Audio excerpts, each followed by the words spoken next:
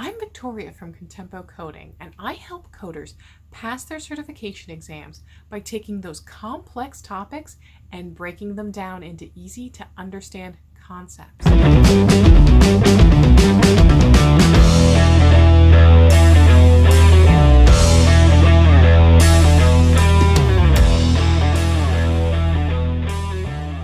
Tip number one is to take any job where you can get your foot in the door in healthcare. A lot of coders start out working in billing, and there's a lot of really cool things you'll learn too working in billing that will help you become a better coder. So look even for positions like charge entry, payment posting, coding support specialists. A lot of these organizations will let you transfer in as little as a few months. So even though you might be starting out as a medical secretary or even a scribe, although I have seen some coders do really well starting out as scribes because they learn so much and can help out a little bit with some of those coding guidelines, you don't have to stay there forever. You can transfer, but you've got that foot in the door and you know when positions are going to be available, and you can start showing your skills, what you're capable of, and eventually get into your coding role. I actually started out doing charge entry, and it took me probably a year or two before I was genuinely working in a coding role, and I even had to switch organizations. My second tip is to check out sites like Indeed.com. You can search here for jobs that are in your area, and you want to narrow it down by medical coding. So medical coder, medical coding, CPC, medical records. Those are terms you're going to want to put in to Indeed.com to search for jobs in your area.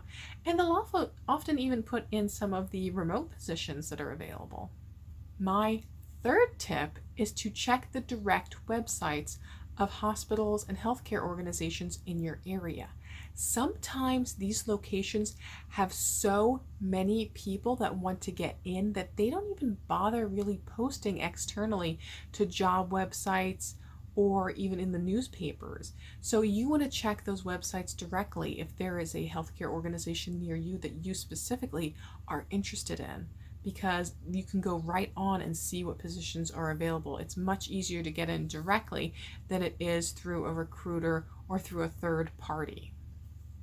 Another website that is my hands down favorite, tip number 4, is Coders Direct. So I carry the Coder Direct job boards on my website at www.contempocoding.com, but you can also find them directly at codersdirect.com. They have listings of just medical coding positions, inpatient, outpatient, risk adjustment, and not only specific location ones, but a lot of really cool remote opportunities. So you can go on there and you can search. But not only can you just search, but you can post your resume for other jobs to find you. It is phenomenal. It is the creme de la creme of finding a coding job. Go to codersdirect.com. Codersdirect.com updates very, very frequently, so make sure that you check back a lot. And also they are very active on LinkedIn, which is our tip number 5. LinkedIn is a social media platform specifically for professionals. So what you do is you go on LinkedIn and create a really nice profile. Now, when you create a profile, I always recommend having a profile picture. Be very careful. Don't select something that has a Snapchat filter or is a picture of you with someone else or drinking or anything like that. It doesn't have to be a professional shot, but if you could just take a really nice selfie, not in your car, but maybe with some nice natural lighting outside, or even have a friend take a photo for you to use as that. But the great thing about LinkedIn is you build a profile, play to all of your assets. Did you have a certain accuracy level?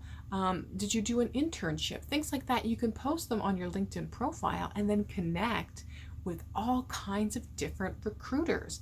And as these recruiters have positions, they'll post them, they'll come up on your LinkedIn feed, or you can contact them directly and say, hey, I see you're a recruiter for Imagine Solutions. I'm a newly certified coder and I really want to work for Imagine. I've heard really good things about them. And you can connect with those recruiters and start getting your name out there for them to help you find a coding job. Number 6 is externships. A lot of local coding colleges and institutions offer externships, and you have to take them because that is the best way to demonstrate your skills to potential employers, is by working directly with them. So you can find externships through those organizations. If your organization does not have an externship program, you can try Project Extern at AAPC. The Project Extern will help you find externship locations in your area, and that's at the AAPC website, aapc.com. I've saved the best for last. Tip number 7 is to get to your local chapter and network. So you can go on the AAPC website, find your local chapter, and connect with these people. Introduce yourself, because these are the people that are already working in healthcare organizations in your area. So they know if someone's going to retire and there's a vacancy. They'll know if they said that July 1 they're budgeted for 3 new positions. So they know also what skill sets they're looking for to get those jobs. So they can help maybe move your resume forward, tell you what to put on your resume to kind of sculpt it to what they're looking for, and help you get into the organizations that they're already working for. Most chapter meetings are free to attend. Some do have some small fees. For example, if they're offering food and beverages, they might have a small fee that you would have to pay. So you can just contact those local officers at your local chapter and let them know you're coming, and then connect with people.